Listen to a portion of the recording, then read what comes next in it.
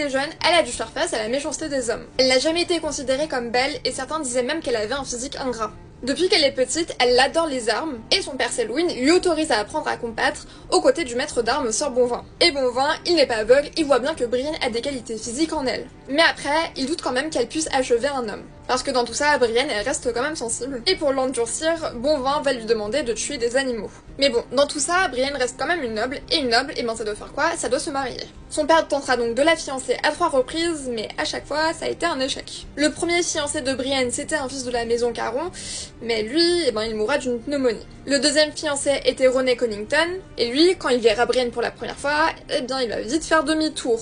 Ils rompt aussi en même temps les fiançailles, parce qu'en réalité, il ne la trouve pas du tout belle.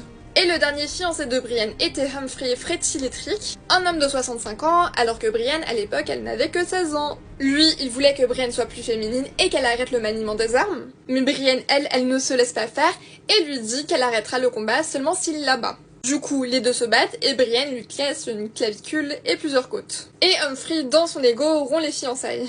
Mais avant qu'elle se fiance avec Humphrey, Brienne elle rencontre quelqu'un. Et ce quelqu'un, c'est Renly Baratheon qui, à l'époque, venait rendre visite à son père. Et c'est à ce moment-là que Brienne tombera éperdument amoureuse de lui. Parce qu'en réalité, c'est l'un des très rares hommes à se comporter convenablement avec elle. Il est charmant et il est intentionné avec elle. Et pour la suite de son histoire, c'est soit dans les livres ou soit dans la série.